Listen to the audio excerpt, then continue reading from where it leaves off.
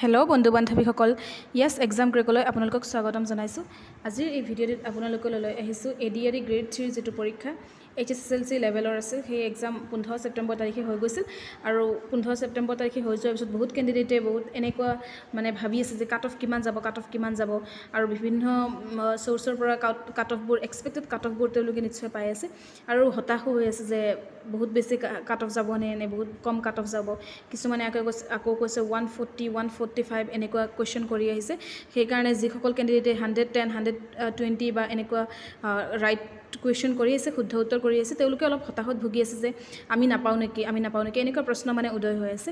বা যিসকল কিছুমান এনেকুৱা কেণ্ডিডেটে কৈছে যে 150 কৰি আহিছে তেওঁলোকৰ আৰু অলপ কেইটামান ৰং আনচাৰ হৈছে সেইকেইটা নিগেটিভ মাৰ্কিং এৰি 130 135 140 আহি আছে। সেইকাৰণে যিকেইটা অ'পেন কেটেগৰীৰ ভেকেঞ্চি আছে বা যিকেইটা অ'পেন কেটেগৰীৰ মানে কাট অফটো 140 প্লাছ যাব নেকি বা 145 প্লাছ যাব নেকি চাই লওক। আপোনালোকৰ আজিলৈকে কোনো নিগেটিভ মাৰ্কিং থকা এক্সামত এনেকুৱা নহয় যে 80% 90%ৰ ওপৰত কাট অফ যায়। আজিলৈকে এনেকুৱা হোৱা নাই। 95%ৰ ওপৰত কোনো ধৰণৰ কাট অফ নাযায়েই। কাট অফ নিগেটিভ মাৰ্কিং নাথাকিলে কাট অফটো হাই যোৱাৰ চান্স থাকে, য'ত নিগেটিভ মাৰ্কিং আছে তাতে কাট অফটো নাযায়। কাৰণ আপোনালোকে চাওক যদি নিগেটিভ মাৰ্কিং নাথাকে যিকোনো কেণ্ডিডেটে 150টা কুৱেশ্যন এটেম্প্ট কৰিব, কিন্তু নিগেটিভ মাৰ্কিং থকাৰ কাৰণে যিমানে ভাল কেণ্ডিডেট হওক তেওঁ যিখিনি জনা সেইখিনি কুৱেশ্যন এটেম্প্ট কৰিব। তেওঁ যদি 135টা জানে 135 কৰিব, বাকী 15ত পাৰিলে টাচ নকৰিব।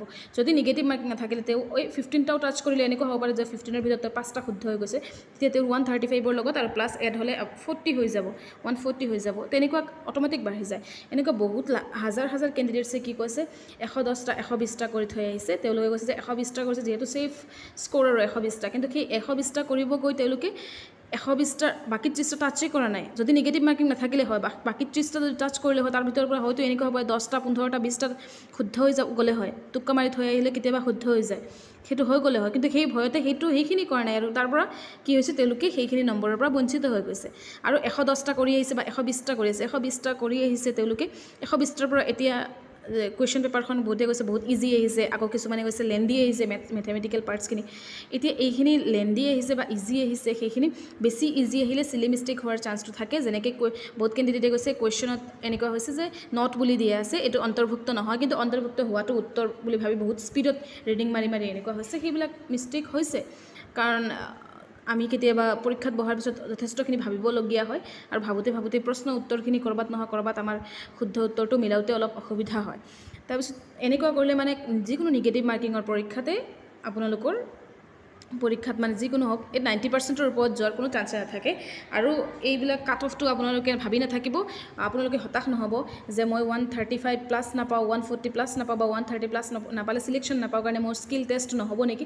আপোনালোকে প্ৰিপেৰেশ্যন চলাই গৈ লৈ থাকক। আপোনালোকে যিটো পাইছে আনচাৰ বুকলেটখন পাইছে, আপোনালোকে অলপ কেইদিনৰ পিছত আনচাৰ কিউ পাব। বুকলেটখন পোৱাৰ পৰা আপোনালোকে নিশ্চয় গম পাইছে যে সেই বুকলেটখনৰ পৰা আপোনালোকৰ কিমান আনচাৰ শুদ্ধ হৈছে। আপোনালোকে সেই হিচাপে স্কিল টেষ্টৰ কাৰণে প্ৰিপেৰেশ্যনটো চলাই গৈ থাকক।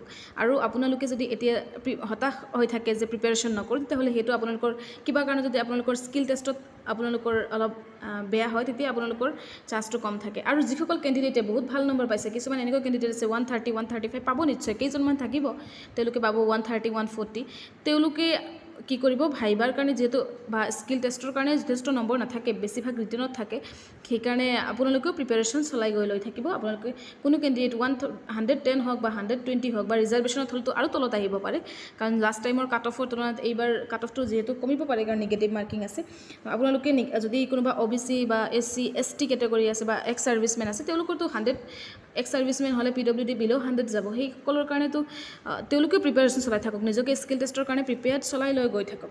আৰু এনেকুৱা নাভাবিব যে 11 লাখ প্ৰাৰ্থী 11 লাখ চামথিং প্ৰাৰ্থী এপ্লাই কৰিছে, সেইকাৰণে টোটেল নাম্বাৰ অফ কেণ্ডিডেটছ ইমান বেছি, আমি হতাশাত ভুগিম, আমি নাপাওঁ নেকি আমি 120 পাইছোঁ অ'পেন কেটেগৰীৰ কাৰণে কোনো পধ্যে চিলেকশ্যন নহয় নেকি। আপোনালোকে নিশ্চয় এনেকুৱা নাভাবিবই।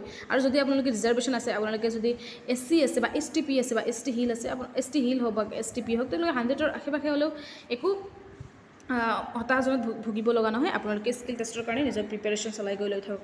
আৰু কুৱেশ্যন লেভেল চাওক, কুৱেশ্যন লেভেলটো বহুতে ইজি কৈছে, পানীৰ নিচিনা আহিছে, কিন্তু লাষ্ট টাইমতকৈ পানী অহা নাই। এইবাৰ নাম্বাৰ অফ কুৱেশ্যনছটো বেছি আছে, 150টা আছে সেই হিচাপে। আৰু কিছুমান কুৱেশ্যন বহুত সহজ সহজ আহিছে, কিছুমান আকৌ মেথমেটিকেল পাৰ্টছখিনি বহুতে টান পাইছে, কাৰণ হায়াৰ ছেকেণ্ডেৰী লেভেলৰ এটা পৰীক্ষা আৰু মেথমেটিকেল পাৰ্টখিনি বহুত দিনত মানুহৰ টাচৰ পৰা গুচিও যায় অংক পাঠখিনি। সেই হিচাপে কুৱেশ্যন লেভেলটো ইজি টু মডাৰেট আছিল, আৰু মডাৰেট কিছুমান আছিল, কিছুমান কুৱেশ্যন টাফো আছিল। সেই হিচাপে আৰু ইজি টু মডাৰেট বুলি ধৰিব পাৰে। নিগেটিভ মাৰ্কিং আপোনালোকে নিশ্চয় জানে, প্ৰত্যেকটো 1 নম্বৰত 0.25কে নিগেটিভ মাৰ্কিং আছে, আৰু 1 নম্বৰ যদি শুদ্ধ হয় আপোনালোকে শুদ্ধ পাব, আৰু যদি ভুল হৈ যায় সেই 1 নম্বৰটোও নাপাব, লগতে আপোনালোকৰ যিখিনি শুদ্ধ কৰিছে তাৰ পৰা 0.25কে প্ৰত্যেক 1 নম্বৰত কটা যাব, প্ৰত্যেক এটা কুৱেশ্যনত কটা যাব। আৰু যদি আপোনালোকে 130টা কৰি আহিছে তাৰে 20টা ভুল হৈছে, তেতিয়াহ'লে আপোনালোকে 110 নাপায়, আপোনালোকে 20টা ভুলৰ 20টা কটা যাব, আৰু লগতে 20টা ভুলৰ কাৰণে নিগেটিভ মাৰ্কিং হ'ব 5 নম্বৰ, 0.25 × 20 5 নম্বৰ পাব, আৰু 5 নম্বৰ সেই কটা যাব 110ৰ পৰা, আৰু 5 নম্বৰ কটা গ'লে 105 থাকিব। সেই হিচাপে আপোনালোকে এক্সপেক্ট কৰিব পাৰে যে কাট অফটো কম যাব পাৰে। অকল হাই যাব বুলি কৈ আছে বুলি হাই যাব যে সেনেকুৱা নহয়। নাম্বাৰ অফ ভেকেঞ্চি আপোনালোকে জানে 3200 চামথিং এনেকুৱা আছে।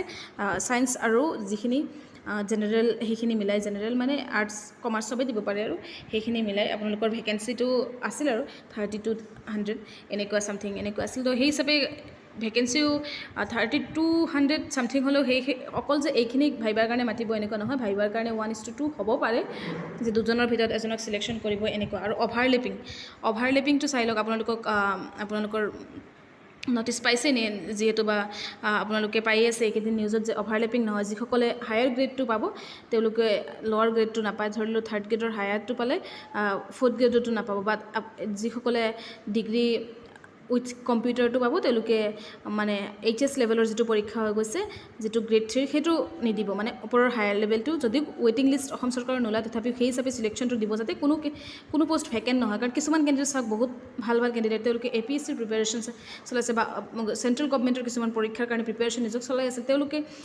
যিসকলে সেই পৰীক্ষাত মানে পাছ হৈ যায়, প্ৰিলিমছ মেইনছ ক্লিয়াৰ হৈ যায়, বা কিবা কাৰণত ইণ্টাৰভিউত যাব নোৱাৰে, তেওঁলোকে এই পৰীক্ষাটোত এনেকুৱা হয় যে তেওঁলোকে 2-3টা ভেকেণ্ট ছিট একেলগতে ফিল আপ কৰি লয়, মানে তেওঁলোকৰ এজনৰ নামতে 3খনমান এপইণ্টমেণ্ট লেটাৰ আহিছে। সেইটো অভাৰলেপিং এইবাৰৰ পৰা নহয়, যোনটো হায়াৰ পজিশ্যনত আছে সেই পজিশ্যনত তেওঁক দিয়া হ'ব, আৰু যদি একে হৈ আছে তেতিয়া সেইটো আৰু ডিচাইড কৰি যিকোনো এটা পদতে দিয়া হ'ব। সেইকাৰণে আপোনালোকে কাট অফৰ কাৰণে ভাবি নাথাকিব। এতিয়া কাট অফটো এইটো অভাৰলেপিং নটিচ ওলাইছিল, ডিপাৰ্টমেণ্টেল নটিচ এখন ওলাইছিল, অভাৰলেপিং নহয়, সেইটো এটা ভাল খবৰ।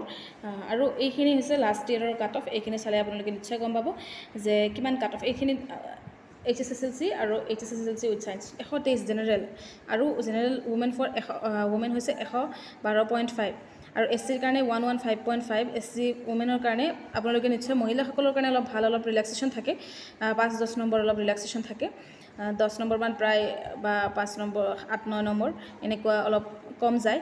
STPৰ কাৰণে 112.5, STP ওমেনৰ কাৰণে 102, ST হিলৰ কাৰণে 93, ST হিল ওমেনৰ কাৰণে 82.5, OBC MOBCৰ কাৰণে 117, OBC MOBC ওমেনৰ কাৰণে 106 এইটো, আৰু এক্স ছাৰ্ভিচমেন। কিন্তু এই কাট অফটো নিগেটিভ মাৰ্কিং নথকা অৱস্থাত আছে, আৰু সেই সময়ত 100টা কুৱেশ্যন আছিল, 100টা কুৱেশ্যনত 1.5 আছিল, এতিয়া কিন্তু 150টা কুৱেশ্যন। আপোনালোকে ভালকৈ চালে গম পাব, 150টা কুৱেশ্যন, আৰু নাম্বাৰ অফ কুৱেশ্যন বাঢ়ি গৈছে, আৰু সেই হিচাপে নম্বৰটো কমি গৈছে। আগতে 100টাত যদি 70টা শুদ্ধ কৰিছিল, 70 নম্বৰ 1 নম্বৰকৈ পাইছিল, আৰু বাকী 70টাত আৰু 35 পাইছিল, 105 হৈ গৈছে। এতিয়া কিন্তু সেইটো নহয়, এতিয়া আপোনালোকে 150টাৰ ভিতৰত কিমানটা কুৱেশ্যন আপোনালোকে কাৰেক্ট কৰিছে সেই হিচাপে নাম্বাৰটো ডিপেণ্ড কৰিব। আগতেও কুৱেশ্যন আছিল, কিন্তু এটা কুৱেশ্যনত 1.5 নম্বৰকৈ আছিল 1.5কে, এতিয়া এটা কুৱেশ্যনত 1 নম্বৰকৈ আছিল, আৰু নিগেটিভ মাৰ্কিং আছিল। সেইকাৰণে আপোনালোকে এই কাট অফ দেখি আপোনালোকে কোনো পধ্যেই হতাশ নহ'ব। এই যিটো কাট অফ আছে, এই কাট অফৰ পৰা আপোনালোকে মিনিমাম 15-20 এটা লেছ কৰিব পাৰে, যে এইখিনিৰ ওপৰত কাট অফ নাযায়, মিনিমাম 15 এটা হ'লেও আপোনালোকে লেছ কৰিব। যদি 15 ওপৰত আছে তেতিয়াহ'লে আপোনালোকে স্কিল টেষ্টৰ কাৰণে নিজৰ প্ৰিপেৰেশ্যন লৈ চলাই গৈ থাকিব। এনেকুৱা নহয় যে আপোনালোকে এতিয়া 123 দিছে জেনেৰেল কেটেগৰীৰ কাৰণে, 123 আপোনালোকে 107 পাইছে, 108 পাইছে, বা 110 পাইছে, আপোনালোকে প্ৰিপেৰেশ্যন নচলাব নেকি? আপোনালোকে স্কিল টেষ্টৰ কাৰণে নিজৰ প্ৰিপেৰেশ্যন চলাই গৈ থাকক। কাৰণ এনেকুৱা নহয় যে অকল এই 123টো কাট অফ, এইটো ফাইনেল কাট অফ, এইটো ভাইবাত বা স্কিল টেষ্টত মতা কাট অফ নহয়। সেইকাৰণে আপোনালোকে যিসকল কেণ্ডিডেটে পৰীক্ষাটো দিছে তেওঁলোকে স্কিল টেষ্টৰ কাৰণে প্ৰিপেৰেশ্যন চলাই গৈ থাকক। এতিয়া এক্স ছাৰ্ভিচমেন ইয়াতে 84 গৈছে, বা ছায়েন্সৰখিনি আপোনালোকে চালে ইয়াতে নিশ্চয় গম পাব 84 গৈছে। এই কোনোবাই যদি 75 পাইছে, এইবাৰ 70 পাইছে, তেওঁ প্ৰিপেৰেশ্যন চলাই গৈ থাকিব লাগিব, তেওঁ হতাশ হ'ব নালাগিব। এই 75ৰ ওপৰত হ'লেও তেওঁলোকে মানে নিজৰ প্ৰিপেৰেশ্যন ভাইবাৰ কাৰণে হওক বা স্কিল টেষ্টৰ কাৰণে নিজৰ প্ৰিপেৰেশ্যন চলাই গৈ লৈ থাকিব পাৰে। আপোনালোকৰ যদি ভিডিঅ'টি ভাল লাগিছে তেতিয়াহ'লে লাইক, শ্বেয়াৰ আৰু ছাবস্ক্ৰাইব কৰিব নাপাহৰিব। ধন্যবাদ।